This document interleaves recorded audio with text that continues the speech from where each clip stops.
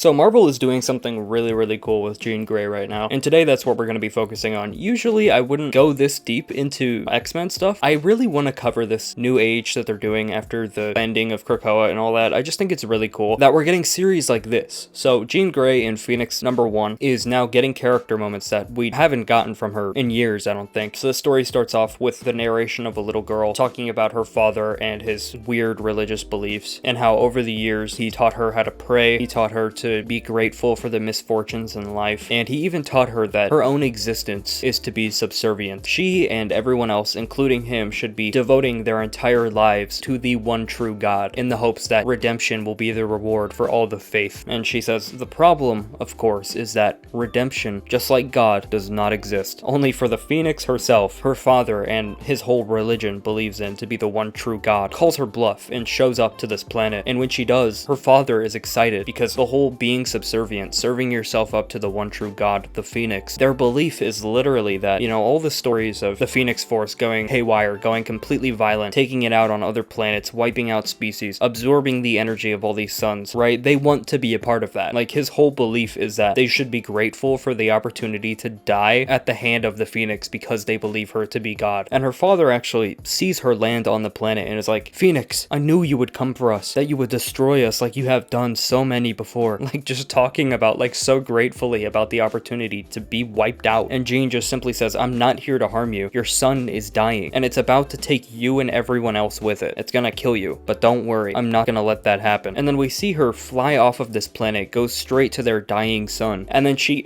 like, literally absorbs all of the excess energy from that sun. She takes all of it for herself and then saves them. And this little girl continues to narrate. And that is where our story begins, with fire, ash, and a prison inside of a black hole. So then we jump to this prison inside of a black hole with someone saying we should leave them. And we look inside this prison, and it's actually Richard Rider, someone telling him that they should leave the prisoners to die, as this station is headed straight for oblivion. And he's just saying, I'm not gonna let these people die here no matter what they've done. And we see as all these guards, all these people are trying to escape, the systems are malfunctioning, everyone's getting thrown into the walls and the windows, cell doors are busting open, and then one villain by the name of Morg is freed and goes straight for Nova, initiating a fight with him. And we get to see a good display of power from him. So, like, really cool random cameo that I never thought we were gonna see. I thought this was just gonna kind of be Jean by herself doing her own thing, but to see her stories intertwined with other great cosmic heroes is really cool. Like, it really gets you excited about the potential of a series like this. And after he absolutely lays this dude out, the woman that was telling him they should leave before says, you still want to transport these guys? You still want to save them? And he's like, yes, I still do, but I do see your point. We could use some backup. And then we jump back to Jean actually having a telepathic conversation with Scott back on Earth. So everything that we covered in the X-Men issue #1 is still relevant here because she's still in contact with Scott, which makes me really happy. And she's like having a kind of a crisis, saying like, they were afraid of me, Scott. And he's comforting her like, they weren't afraid of you, Jean. They were afraid of the Phoenix. And she's like, I am the Phoenix. He says, but they only know about the corruptive powers of the Phoenix, only through the stories. They don't know who you are. You gotta show them. She's like, I know, it's just, I wasn't prepared for how it was gonna feel trying to save a planet of people who are more afraid of me than the sun that's about to explode right in front of them. And he's like, wait, did you stop a sun from exploding? She's like, I absorbed the excess energy to extend its lifespan. It's not fully saved, but the problem is pushed back for now. And he's just sitting there looking into his coffee, shaking his head like, you're amazing. And then, just like we saw in the X-Men #1, she gets a psychic distress signal, and she's like, Scott, I have to go. And he cuts her off and says, don't apologize. Go save the galaxy. And they both say, I love you, before she heads off. We then head back to the prison, where some of the prisoners are cowering in fear about the idea of being left behind to die, before this huge, muscular villain by the name of Pericus steps out of his broken cell, kills these scared prisoners, seemingly for no reason, and then heads straight for an escape pod. Back with Nova, he's still going back and forth with this Morg, before Phoenix herself flies in, absolutely mollywops this dude with just straight power, and then uses her telekinetic abilities to wrap him up with some of the scrap metal and ship debris, basically locking him up in another tighter cell. And then she helps Nova up off the ground. He's like, Jean, you got my message? She's like, hard not to, Rich. It was loud. He's like, sorry about that. I'm new to this whole thing. Well, I guess I should get you up to speed. And she's like, this black hole is destabilizing, and you're trying to get hundreds of the most dangerous criminals in the universe to safety before the entire prison falls apart. And he's like, and you're up to speed.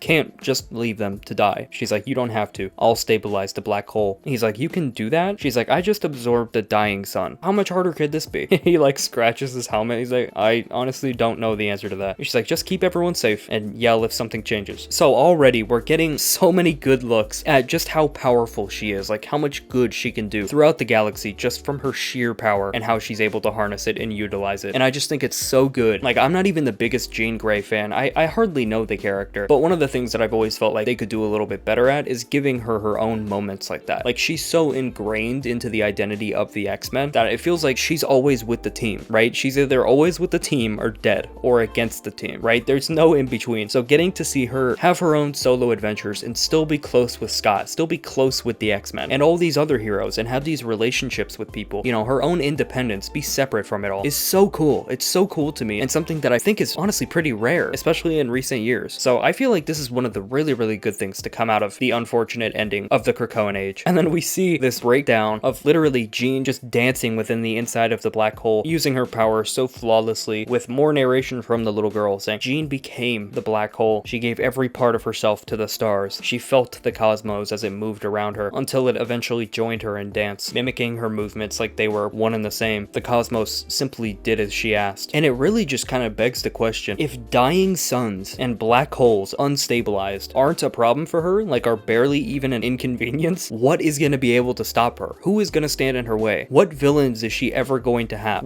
Who is she going to have trouble facing, right? And a lot of people would feel like, oh, that's overpowered, that's broken. Yes, it is, but like that makes it so interesting because it's going to go somewhere. You know, they're not just going to have unlimited issues of her just fixing every problem on a whim, right? This is showcasing her limitless power at the very beginning of the story because, you know, most of the conflict comes in the middle, right? So all of the trouble is still to come, which means she's going to be facing some really, really interesting threats, which is very, very exciting. Lots of potential here. And then Richard sends out another distress signal to Jean saying, it's Pericus, the dark god who once defeated Thor. He got away. Thor is one of the most it's not really showcased in the MCU a lot, but he's huge, man. He's so powerful. Like, just to put it into perspective, Jean as the Phoenix is looked at like a god, even though she's not. Like, she's as powerful, sure, but she's not. Thor literally is a god. So like, to defeat Thor and for, you know, people like Nova to be scared enough of him because of that, that's a big deal. So she's going head to head with a huge villain. She heads off after him saying, I'm familiar, I'll stop him. And Richard continues, the prison, whatever just happened, I think it's about to explode. And at that moment, Jean has to make a sacrifice, stop Pericus from getting to a planet and hurting people, killing people, or save all of the prisoners on this planet and Richard. And of course, since she's not corrupted by the Phoenix Force, she's able to make the humane decision and stays behind to continue stabilizing it before we see where Pericus crash lands. And it's the exact same planet that Jean Grey just saved with the little girl that was narrating before he starts the bloodshed almost immediately, killing her father right in front of her. And then we get more narration from the girl saying, Pericus brought death to my home. But as I would learn later, Jean Grey is the one that pointed the way, kind of blaming her for the death of her father because of the choice that she made. So this is kind of like setting up a long chronicle, a long saga of like this little girl and her relationship with Jean. It's very clear that this is going to go on a minute, you know what I mean? There's a lot planned here. And in this final page, we see her with Cyclops' dad, the Black Order, all these cosmic characters. So the saga is only going to continue, and I think it's very, very exciting. So to have this lined up with the X-Men, already really, really cool in my opinion. I know most people still aren't a fan of the whole relaunch that they're doing with the X-Men. I personally think that the Krakoan Age should have been their status quo. I'm right there with you, but I'm embracing this. I think it's cool to have these side by side, to see Scott and Jean still healthy. I think it's really cool. So let me know if you want me to continue covering this stuff. If you don't want to support these comics past the ending of Krakoa and you just want to hear about what's happening through these videos, go ahead and leave a like, comment your thoughts down below. You know, we still have more relaunched X-Men series to go. So very, very exciting. I thought this issue was great, but yeah, that is the video. Thank you for watching.